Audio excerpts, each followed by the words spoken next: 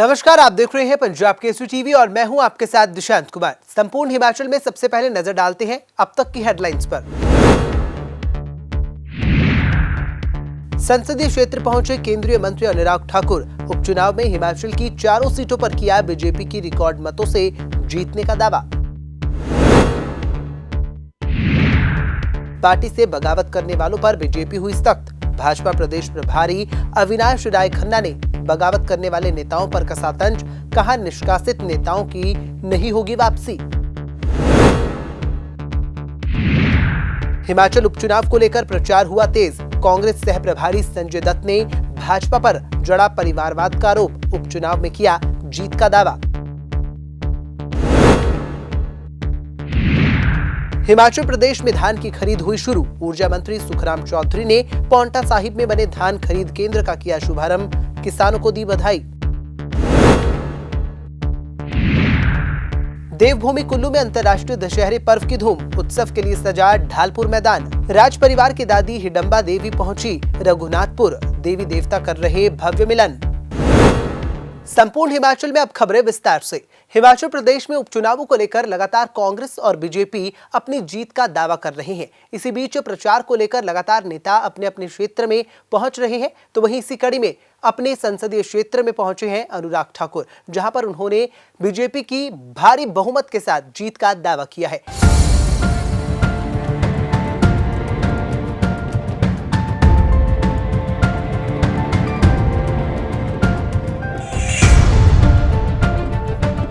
हिमाचल में विधानसभा चुनावों से पहले हो रहे उपचुनाव में बीजेपी और कांग्रेस लगातार जीत का दम भर रही है।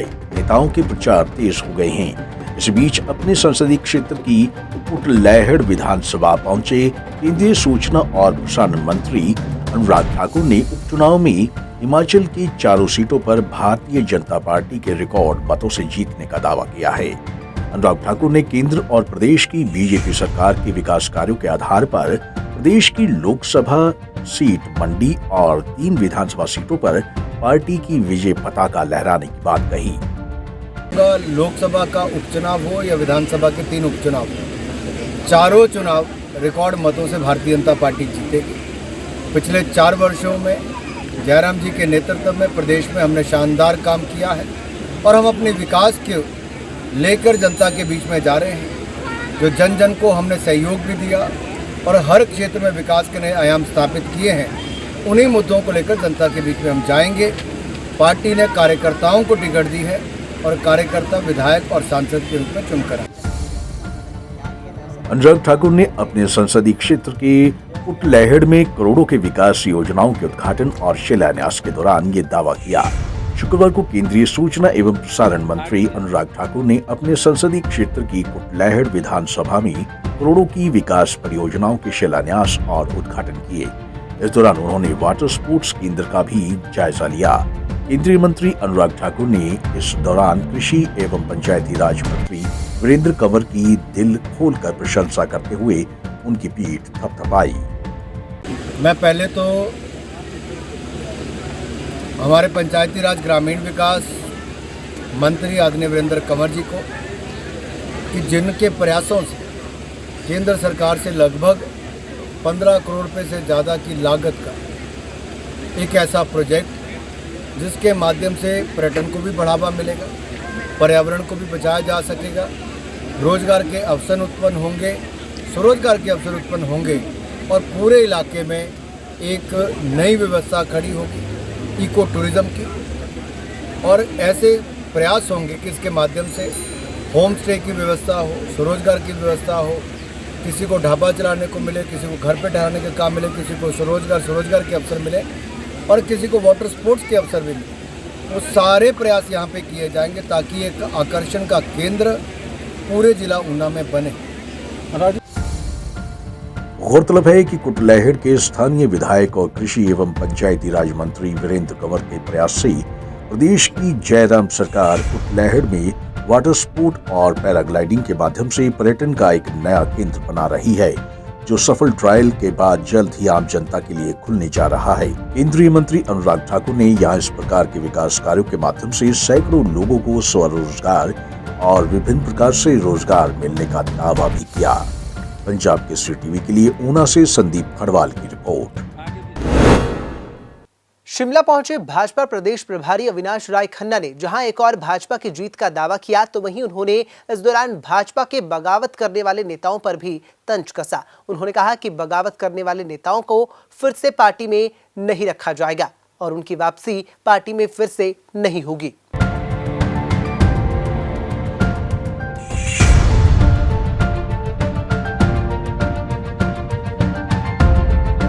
हिमाचल प्रदेश में होने वाले उपचुनावों को लेकर दोनों ही पार्टियां लगातार तैयारियों में जुटी हुई हैं। इसी को देखते हुए शिमला में भाजपा प्रदेश प्रभारी अविनाश राय खन्ना ने शिमला में प्रेस वार्ता को संबोधित करते हुए कहा कि विजयदशमी का पर्व बुराई पर अच्छाई की जीत का पर्व है और 30 अक्टूबर को जनता अच्छाई को जिताएगी और प्रदेश में भाजपा को लाएगी। उन्होंने कहा कि कोविड के समय हमारी सरकार ने राज धर्म निभाया और संगठन ने मानवता धर्म निभाया। वहीं उन्होंने कांग्रेस द्वारा उपचुनावों को लेकर तंज कसते हुए कहा कि कांग्रेस को फौजियों का फोबिया हो गया है। वहीं इसी दौरान उन्होंने पार्टी के साथ बगावत करने वाले नेताओं को भी दो टुक शब्दों में खरी खोटी सुनाई और उन्होंने वापस पार्टी में आने के लिए सभी दरवाजे बंद होने की बात भी कही।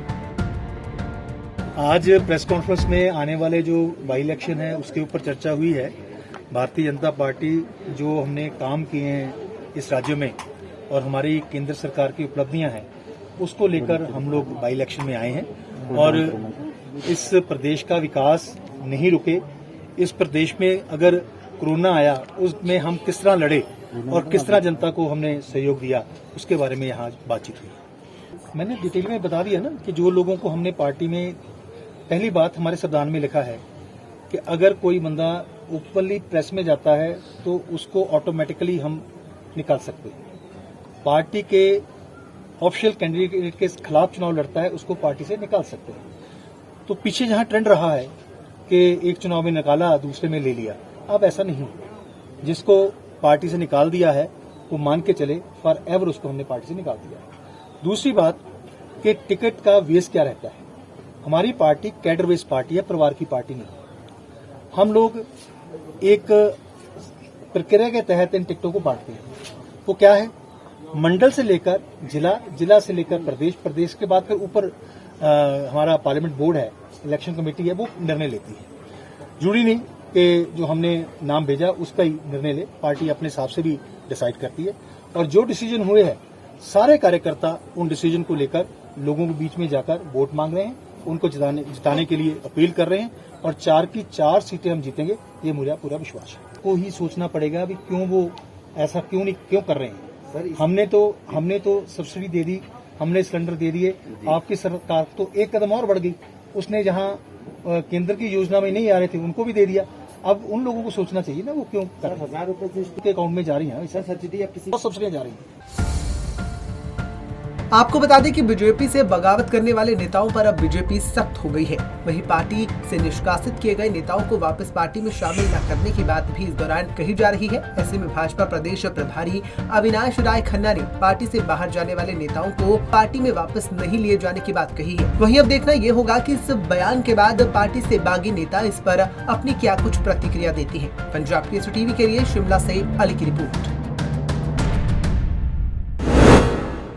हिमाचल उपचुनाव को लेकर परिवारवाद की राजनीति लगातार गरमा रही है। जहां एक और बीजेपी कांग्रेस पर परिवारवाद के आरोप लगा रही है, तो वहीं कांग्रेस ने भी इस दौरान परिवारवाद का आरोप भाजपा पर लगाया है। आपको बता दें कि इसी बीच कांग्रेस के सह प्रभारी संजय दत्त ने भाजपा पर परिवारवाद को लेकर तंज कसा। अर्की पहुंचे कांग्रेस के सह प्रभारी संजय दत्त ने आज एक बार फिर भाजपा पर परिवारवाद का आरोप लगाया। अर्की में पत्रकारों से बातचीत के दौरान उन्होंने कहा कि डबल इंजन की भाजपा सरकार जनता को मुद्दों से भटका रही है। जब से प्रदेश में जयराम सरकार आई है तब से राज्य में क्या काम हुआ है उस पर भाजपा का कोई नेता और मुख्यमंत्री उपलब्धियों का बखान नहीं कर पा रहे हैं। संजय दत्त ने अनुराग ठाकुर का उदाहरण देते हुए भाजपा पर परिवारवाद के आरोप लगाए। इस दौरान उन्होंने क्या कुछ कहा वो आप भी सुनिए।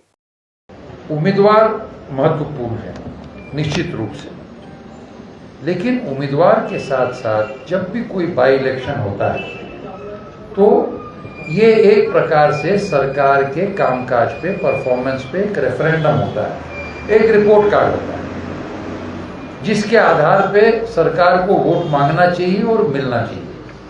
हमें तो जनता ने केंद्र में और राज्य में ऑपोजिशन का दायित्व सौंपा।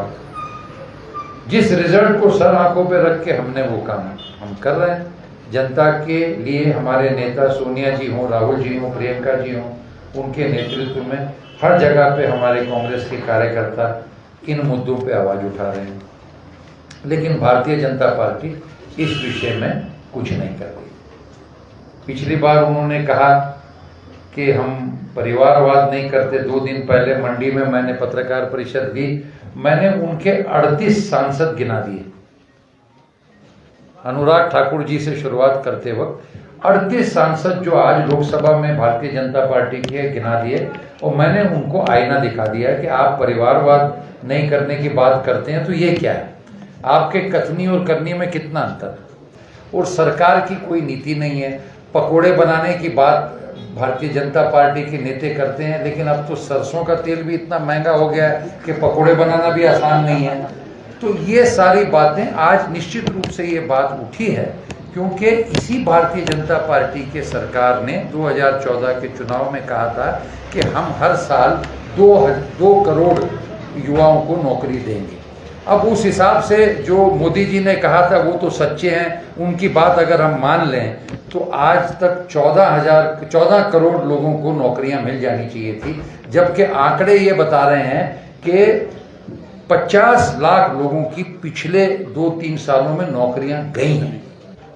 तो हर बार चुनाव में मूल मुद्दों से ध्यान विचलित करने का जो भारतीय जनता पार्टी का हथकंडा है वो नहीं होगा। इस बार जनता ने ये चुनाव अपने कंधों पर ले लिया है और हमें विश्वास है कि जनता चारों सीटों पे हरकी, मंडी, जुबल कोटखई और फतेहपुर बड़े मार्जिन से कांग्रेस को जिताएगी। ये कांग्रेस के बजाय मैं कहूंगा ये जीत जनता की रहेगी। जीतेगा हिमाचल, जीतेगी कांग्रेस। हिमाचल में हो रहे उपचुनावों को लेकर लगातार राजनीति गरमा रही है। ऐसे में कांग्रेस बीजेपी को तो बीजेपी कांग्रेस को घेरने में लगी हुई है। इसी बीच एक बार फिर कांग्रेस के मुख्य प्रवक्ता नरेश चौहान ने बीजेपी पर तंज कसा और बीजेपी पर जनता को चुनावी मुद्दों से भटकाने के आरोप लगाए। इलेक्शंस चल रहे हैं हिमाचल में, तो भाजपा के नेता, कल इनके पार्टी अध्यक्ष सुरेश कश्यप जी की प्रेस वार्ता थी शिमला में, तो मुझे लगता है वो भाजपा पे ना बोल के, इलेक्शंस पे ना बोल के पूरी प्रेस कॉन्फ्रेंस कांग्रेस पे करें। तो वो कहते हैं कि कांग्रेस के पास लीडरशिप की कमी है। मैं समझता हूं कि कांग्रेस के पास ना कभी पहले रही है ना आगे रहेगी। कांग्रेस का हर कार्यकर्ता लीडर है, उसमें क्षमता है। आज जो लीडरशिप है, एक कलेक्टिव लीडरशिप में प्रदेश का बाई इलेक्शन चल रहा है और जिसमें कार्यकर्ता भी शामिल हैं और लीडर्स भी शामिल हैं। तो हमारी लीडरशिप की चिंता भाजपा को छोड़ देनी चाहिए, अपनी लीडरशिप की चिंता करें कि भाजपा के अंदर कितने लीडर और कितने ग्रुप्स हैं। क्या इस प्रदेश को जयराम जी चलाते हैं, माननीय मुख्यमंत्री, या इस प्रदेश पे अनुराग जी के और धूमल साहब के फैसले होते हैं, या राष्ट्रीय अध्यक्ष नड्डा जी इसमें फैसले लेते हैं, या आरएसएस के लोग इस प्रदेश को चला रहे हैं? पहले तो ये बताए प्रदेश की जनता को कि जो अभी सरकार है ये इसको कौन चलाता है, कौन फैसले लेता है सरकार के। तो कांग्रेस का प्रचार अच्छे से चल रहा है, चारों जगह लोगों का समर्थन मिल रहा है। उसका सबसे बड़ा कारण है कि प्रदेश सरकार जिस तरह से 4 साल में फेलियर रही, लोगों से किए गए वादे फेल हुए हैं, कोई काम इस सरकार ने आगे नहीं बढ़ाया और विकास की दृष्टि से प्रदेश 4 सालों में पिछड़ा है। और जो सबसे कोर मुद्दे हैं जनता के, कोरोना के बाद प्रदेश में भी बेरोजगारी और महंगाई, 2 बहुत बड़े मुद्दे हैं। आम आदमी के साथ जुड़े हैं, देश की जनता के साथ जुड़े हुए हैं। हमारा देश एक गरीब देश है, करोड़ों लोगों को अपनी रोजी रोटी की चिंता रहती है। और कोरोना के बाद जिस तरह से लोगों ने अपने छोटे धंधे बेकार हो गए, रोजगार चले गए, तो आज लाखों लोगों को मदद की जरूरत थी, लेकिन ये सरकार न मदद कर सकी न रोजगार पैदा कर सकी। तो आज महंगाई का ये आलम है कि आज पेट्रोल और डीजल 100 से ऊपर बिक रहे हैं, एलपीजी आज 1000 रुपये पर सिलेंडर मिल रहा है, खाने पीने की चीज़ों की महंगाई बहुत ऊपर चली जा चुकी है। तो ये सरकार की जिम्मेवारी है कि प्रदेश की जनता को भी और देश की जनता को भी महंगाई और बेरोजगारी से राहत मिलनी चाहिए। ये सबसे बड़े 2 मुद्दे इस वक्त जनता के बीच होंगे।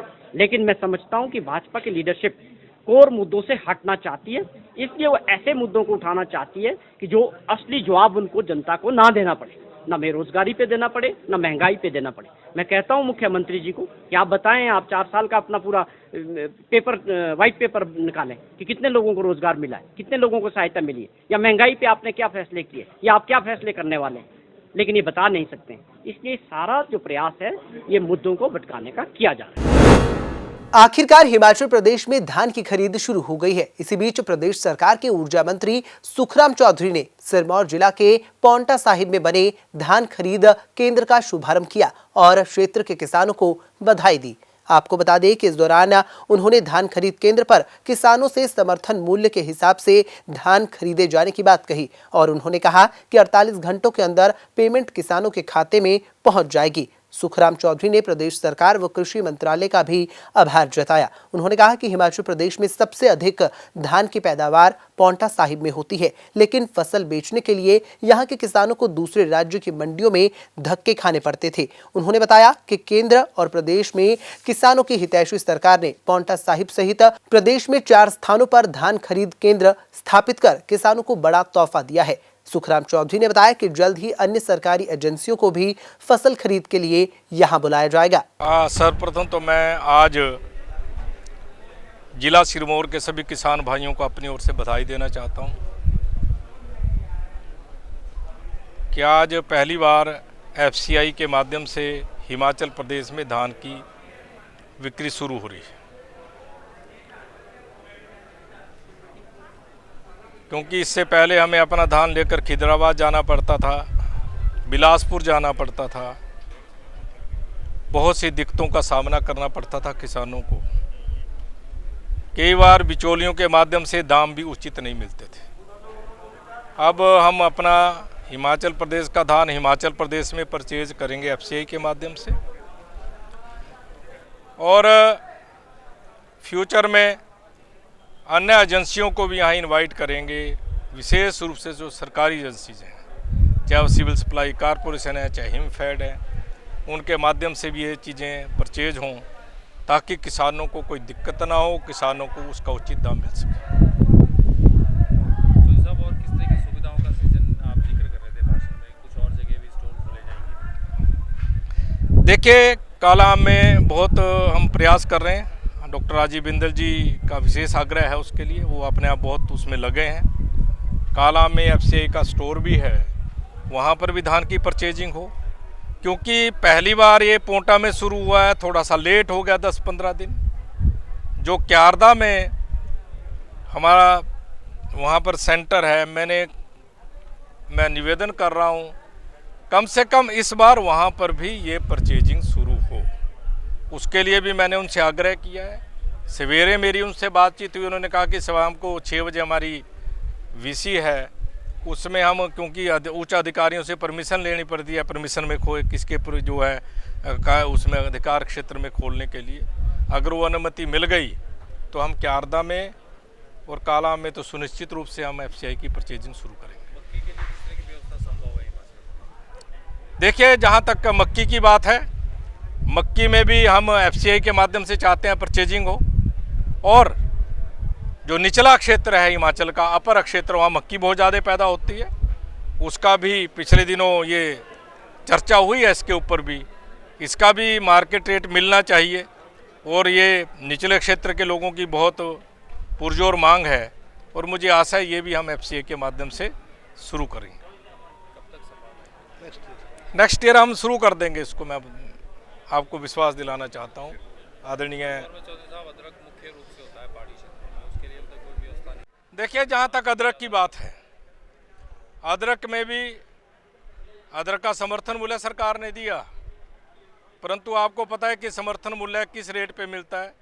उसके लिए भी मैं आपको इस चीज़ का भी विश्वास दिलाना चाहता हूँ कि इसके बारे में भी चर्चा करेंगे। कोई उद्योग उस पर आधारित खुल सके हिमाचल प्रदेश में, पांवटा में, सिरमौर में, उसकी भी व्यवस्था करने का हम प्रयास करेंगे। अंतर्राष्ट्रीय दशहरे पर्व का आगाज देवता रघुनाथ की ऐतिहासिक रथ यात्रा से शुरू होगा। आपको बता दें कि कुल्लू में आयोजित होने वाले 7 दिवसीय कुल्लू दशहरे को लेकर लगातार प्रशासन द्वारा तैयारियां की जा रही हैं। इस दौरान प्रशासन कोरोना नियमों को लेकर भी लोगों को जागरूक कर रहा है।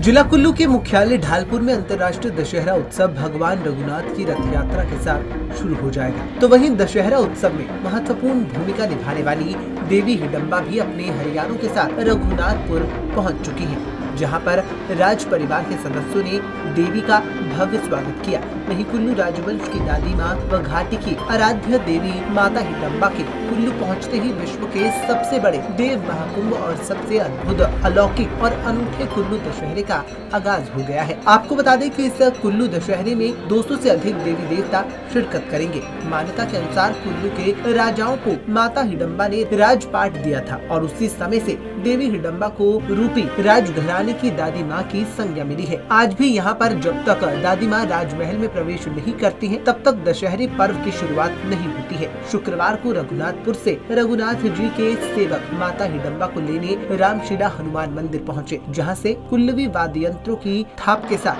माता हिडम्बा रघुनाथपुर पहुँचे।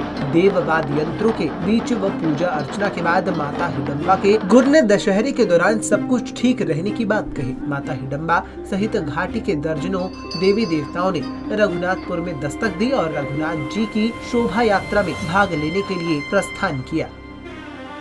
आज मुझे बहुत प्रसन्नता है कि सरकार के सहयोग से और दशहरा कमेटी के सहयोग से और इस कुल्लू जनपद की जनता के सहयोग से ऐसा लग रहा है कि जैसे प्राचीन दशहरा होता था, देवी देवताओं का समागम होता था, लोगों ने नजराने की परवाह न करते हुए अपने खर्चे पर देवते यहाँ पर लाए हैं। मैं सभी देवताओं का भी धन्यवाद करता हूँ, थारा कड्डू का भी धन्यवाद। अभी भी व्यापार तो पार बहुत कम है और देवता का समागम रहेगा और रोज देवताओं का कोई न कोई कार्यक्रम रहेगा। और ये भी रखा है कि जो शुद्धि का काहिका है वो 17 तारीख को होगा, उसका समय रहेगा। बड़ी पूजा जब हो जाएगी 12 बजे के बाद और जलेब से पहले उसको संपन्न कर दिया जाएगा। अंतर्राष्ट्रीय दशहरा उत्सव में अब की बार व्यापारिक व सांस्कृतिक गतिविधियां आयोजित नहीं की जा रही हैं, लेकिन उसके बाद भी दशहरा उत्सव के आयोजन पर स्थानीय लोगों में खासा उत्साह देखने को मिल रहा है। हालांकि जिला प्रशासन के द्वारा कोरोना के कई नियम भी दशहरा मैदान में लागू किए गए हैं और पुलिस व स्वयं सेवक भी लगातार आम जनता से कोविड-19 के नियमों की पालना का आग्रह कर रही है। वहीं देवी देवताओं के आगमन पर स्थानीय लोग भी जगह जगह उनका भव्य स्वागत कर रहे हैं। हम बचपन से ही दशहरे से जुड़े हैं और मतलब बचपन से ही हम इनको दशहरे को देखते आ रहे हैं। तो इस बार का दशहरा कुछ अलग सा इसलिए लग रहा है कि इस बार एक मैं कहूँ कि महाकुंभ की तरह दशहरा लग रहा है और काफ़ी संख्या में इस बार देवी देवता आए हैं, क्योंकि कोविड के कारण पिछली बार देवी देवता नहीं आ पाए थे पूरी तादाद में। इस बार जैसे काफ़ी वक्त पहले जो दशहरा होता था वो थोड़ा सा प्रतीत होता है कि उस तरह का दशहरा देखने को मिलेगा, क्योंकि देवी देवता पूरी तादाद में इस बार पूरे हर्षोल्लास के साथ आए हैं। कोविड का तो पूरे दिशा निर्देश जो एडमिनिस्ट्रेशन द्वारा दिए गए हैं उसका सभी भक्तजन पालन करें, ये बहुत अच्छा रहेगा सभी के लिए। सभी श्रद्धालुओं से भी हमारी ये रहेगी, अपील रहेगी कि सभी वो कोविड के नियमों का पालन पूरी तरह से करें। स्थानीय निवासियों का कहना है कि अब की बार कई सालों बाद इस तरह का देव आयोजन किया जा रहा है, जिसमें सिर्फ देव परंपराओं को ही निभाया जाएगा। उन्होंने कहा कि इससे पहले भी इस तरह के आयोजन की बात वे अपने बुजुर्गों से सुनते आ रहे हैं। आज कई सालों बाद उन्हें इस तरह का उत्सव देखने को मिल रहा है। पंजाब केसरी टीवी के लिए कुल्लू से मनविंदर अरोड़ा की रिपोर्ट। हिमाचल प्रदेश के साथ साथ देश भर में विजयदशमी की धूम देखने को मिल रही है, लेकिन इस बार सोलन जिला में दशहरा पर्व नहीं मनाया जाएगा और इस दौरान ऐतिहासिक ठोडो मैदान में भी रावण दहन नहीं किया जा रहा है, जिसको लेकर व्यापारियों में रोष देखने को मिल रहा है। वहीं व्यापारियों ने त्योहार के न मनाए जाने को प्रशासन की एक बड़ी लापरवाही बताई। देखिए, एक व्यापारी होने के नाते मैं ये कहना चाहूँगा कि लगभग अब पूरे देश में कई चीज़ें अच्छे ढंग से खुल गई है। अगर आप साथ लगते प्रदेश को देखें तो वहाँ सब कुछ ओपन है, प्रिकॉशंस के साथ हर मेला हर त्यौहार को जो है वो बेहतर तरीके से मनाया जा रहा है। और सोलन की अगर मैं बात कहूँ तो दशहरा एक ऐसा त्यौहार है, जब दशहरा होता है तो आसपास के जितने भी ग्रामीण क्षेत्र हैं, आसपास के जो लोग हैं वो शहरों में आते हैं, शॉपिंग करते हैं और इससे दुकानदार भाइयों का भी, सभी का, व्यापारियों का भी फ़ायदा होता है और काम चलता है। पर अगर हम आज की बात करें तो मैं कहना चाहूँगा प्रशासन की अनदेखी की वजह से जो सोलन के अंदर आज रावण दहन नहीं किया जा रहा है, उसकी वजह से आज व्यापार के ऊपर जो है बड़ा फ़र्क पड़ा है। क्योंकि इस समय जो है पूरे बाज़ार में रौनकें रहती थी। अगर आप साथ लगते ज़िला सिरमौर, ज़िला शिमला की बात करें तो हर जगह बड़ी जाखू के अंदर आप देखें तो बड़ी धूमधाम से रावण जलाने का जो कार्यक्रम है वो रखा गया है, राजगढ़ में रखा गया है। और हमारे सोलन में तो अर्की में जब चुनाव हो सकते हैं तो सोलन ज़िले के अंदर जो है वो रावण क्यों नहीं जला सकता। मुझे लगता है कि प्रशासन से कहीं ना कहीं ये चूक हुई है या आपसी कोऑर्डिनेशन की जो कमी रही है, जिसका खामियाजा जो है वो सोलन का व्यापारी भुगत रहा है। और आज जो सोलन के बाज़ार हैं वो इस तरह से खाली नज़र आ रहे हैं। ऐसा कुछ भी किया जा सकता था जिससे अगर आप देखें कि जो नेताओं की रैलियां हैं वो भी चली रही हैं और उसमें भी जो है लोग बिल्कुल एक दूसरे से चिपके हुए होते हैं। उतना कोरोना का नियम की धज्जियाँ जो है शरेआम पूरे हिमाचल में जहाँ भी चुनाव हो रहे हैं वहाँ भी उड़ रही हैं। और जब और जगह कुल्लू के अंदर दशहरा जो इतने अंतर्राष्ट्रीय स्तर पर किया जाता है वो मनाया जा रहा है, राजगढ़ में मनाया जा रहा है, शिमला में मनाया जा रहा है, तो आखिर सोलन के अंदर ही प्रशासन ने ऐसा क्या किया कि यहाँ पर जो है ये कार्यक्रम नहीं रखा गया। एक व्यापारी होने के नाते हमें इस बात का खेद है और लोगों में, आम जनता में भी ये बात है कि आसपास के ज़िलों में हर जगह जब ये हो रहा है तो सोलन में ये चीज़ क्यों नहीं हो रही है। जहां एक तरफ प्रदेश में चुनाव होने वाले हैं तो वहीं त्योहारी सीजन भी शुरू हो गया है। इसी के चलते जिला सोलन में स्वास्थ्य विभाग बाजारों में बढ़ती भीड़ को लेकर चिंतित नजर आ रहा है। स्वास्थ्य विभाग ने इस दौरान लोगों से बाजारों में सामाजिक दूरी बनाए रखने के साथ कोविड नियमों की पालना करने की अपील की है।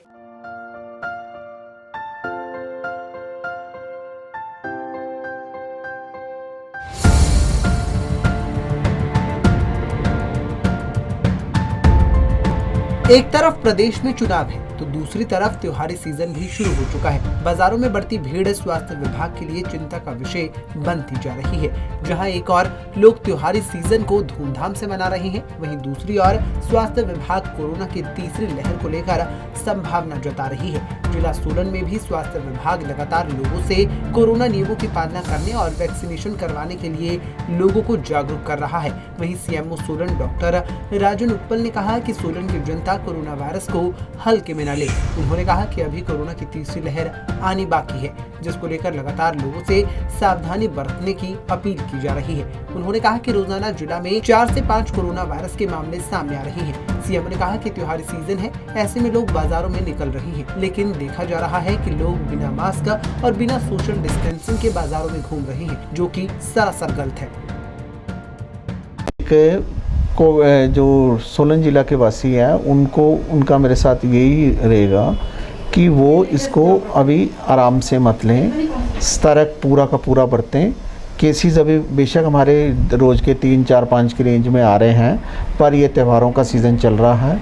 इस सीज़न में कोविड फैलने का खतरा ज़्यादा हो सकता है, तो कृपा करके सब लोग मास्क पहन के रखें, अपने हाथ बार बार धोते रहें और भीड़ भाड़ वाले इलाकों में मत जाएं। और अगर जाना पड़े तो सोशल डिस्टेंस अपना बना के रखें। तो एक्टिव केस अभी 27 है हमारे डिस्ट्रिक्ट में, तो ये संख्या अभी जो है वो पीछे से कम हुई है। पर मैंने आपको बताया कि थर्ड वेव का खतरा भी बना हुआ है और उसके लिए जो हमारे पास रामबाण हथियार है वो हमारे पास एक कोविड एप्रोप्रिएट बिहेवियर है और दूसरा हमारे पास वैक्सीनेशन है। तो वैक्सीनेशन, हमारी अपील लोगों से यही रहेगी कि जिन्होंने अपना पहला टीका लगा लिया है वो कृपा करके दूसरा टीका भी अपना जैसे जैसे उनके डेट पूरी होती रहे नीयरेस्ट सेंटर में जाके लगवाएं, क्योंकि जो इसकी डेट निर्धारित की गई है वो 24 नवंबर तक लास्ट सेकेंड डोज की लगी, जिनको पहले लग गया हुआ उस तक लगेगा। इसके बाद का शेड्यूल हमारे पास नहीं है। तो कृपा करके सबसे यही उम्मीद की जाती है, बार बार अपील की जाती है कि वो अपना सेकंड टीका जरूर लगाएं और अपने को कोविड से बचाएं। वहीं सीएमओ ने कहा कि लोग कोरोना नियमों का पालन करें ताकि कोरोना के मामलों पर अंकुश लगाया जा सके। उन्होंने कहा कि जिला में फिलहाल कोरोना एक्टिव मामलों की संख्या में काफी कमी आ गई है। वहीं उन्होंने कोरोना की तीसरी लहर आने को लेकर भी बात कही। उन्होंने कहा कि लोग यदि कोरोना के नियमों का सही ढंग से पालन करते हैं तो लोग कोरोना संक्रमण से बच सकते हैं। वहीं उन्होंने लोगों से भी समय पर अपना वैक्सीनेशन करवाने की अपील की। पंजाब केसरी टीवी के लिए सोलन से कीर्ति कौशल की रिपोर्ट। हिमाचल प्रदेश में नशे के खिलाफ लगातार अभियान जारी है। इसी के चलते सिरमौर जिला में पुलिस द्वारा एक शराब की बड़ी खेप पकड़ने में सफलता हासिल की गई है। आपको बता दें कि जिला के नोहराधार के समीप एक गाड़ी से पुलिस ने शराब की 250 पेटियां बरामद की हैं। अवैध शराब की ये बड़ी खेप बड़े ही शातिराना तरीके से सप्लाई की जा रही थी। शराब की पेटियों को एलपी गाड़ी में ईंटों के बीच दबाकर रखा गया था। नाकेबंदी के दौरान पुलिस ने जब गाड़ी की तलाशी ली तो पुलिस टीम भी हैरान रह गई। पुलिस ने मामले में गाड़ी चालक को गिरफ्तार कर लिया है, जो कि मझोली का रहने वाला है। वहीं पुलिस द्वारा इस मामले में लगातार कार्रवाई की जा रही है।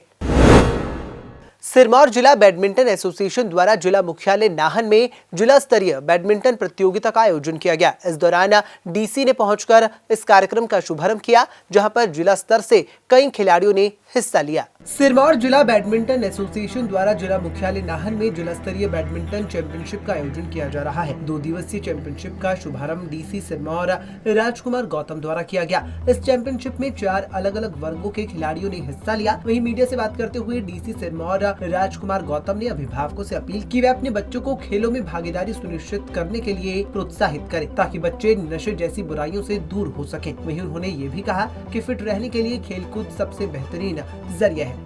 मेरा संदेश यही है जिला सिरमौर के बच्चों के लिए और बड़ों के लिए भी कि अपने बच्चों को जो है वो खेल में इन्वॉल्व करें। कोई ना कोई खेल बच्चे ज़रूर खेलें, ताकि एक तो वो फिट रहें और दूसरा जो आजकल जो सोशल प्रॉब्लम चली हुई है हमारी, ड्रग्स की, अब्यूज़ की, उस चीज़ों से हम बच सकें। और आने वाले समय में हमने देखा कि कोविड-19 में फ़िटनेस का कितना महत्व है। तो फिट इंडिया मूवमेंट माननीय प्रधानमंत्री मोदी जी ने भी चलाया हुआ है, उसका हम हिस्सा बने और हम जो सरकार ने जो इंफ्रास्ट्रक्चर तैयार किया और जो स्टेडियम हमारे इंडोर बने हुए हैं उसमें अपने बच्चों को भेजें, उसमें बच्चे समय बिताएं। तो आने वाला जो हमारा समाज है और देश है, प्रदेश है, वो वाकई स्वस्थ बनेगा और एक तंदुरुस्त भारत के निर्माण की ओर हम आगे बढ़ेंगे। और जो खेल में भी जहाँ जहाँ आज हमारा जैसे देश आगे बढ़ रहा है, खेल में हम और पदक ला रहे हैं, उस तरीके से हमारे पदकों की संख्या भी आने वाले समय में बढ़ेगी। वहीं जिला बैडमिंटन एसोसिएशन के महासचिव ने बताया कि एसोसिएशन द्वारा हर साल जिला स्तरीय प्रतियोगिताएं आयोजित की जाती हैं और यहां से चयनित उत्कृष्ट खिलाड़ियों को राज्य स्तर पर भेजा जाता है। उन्होंने कहा कि नाहन बैडमिंटन प्रैक्टिस के लिए अच्छा कॉम्प्लेक्स खिलाड़ियों को मिला है, जिससे खिलाड़ियों की खेल के प्रति और भी रुचि बढ़ी है। हर साल आयोजन होता है। पिछले साल जरूर क्योंकि कोविड की वजह से, बाइंडिंग होने की वजह से हम ये टूर्नामेंट नहीं करवा पाए थे। अदरवाइज ये हर साल ही हमारी डिस्ट्रिक्ट बैडमिंटन चैंपियनशिप होती है, जो सिरमौर डिस्ट्रिक्ट बैडमिंटन एसोसिएशन करवाती है। पूरे सिरमौर डिस्ट्रिक्ट के बच्चे यहाँ पे पार्टिसिपेट करते हैं, अंडर 13 से लेके और मेंस तक के गर्ल्स एंड बॉयज़ के सारे डबल और सिंगल के टूर्नामेंट्स होते हैं। जो भी हमारे यहाँ पे अच्छे खिलाड़ी होते हैं, अब इसमें ये नहीं है कि कहीं कोई फाइनल में पहले जीता या सेमीफाइनल में पहुँचा, जो हमारा टॉप खिलाड़ी होता है, पर हम ये भी देखते हैं कि कौन सा बच्चा हमारा किस लेवल का है, तो उन बच्चों को फिर हम आगे स्टेट के लिए भेजते हैं। जो भी हमारे गर्ल्स के हैं और बॉयज़ के हैं, आपने देखा होगा कि पिछले हमारे काफ़ी टाइम से जो स्टेट चैंपियन है वो बैडमिंटन की गर्ल्स के हिसाब से हमारा सिरमौर डिस्ट्रिक्ट ही रिप्रेजेंट कर रहा है।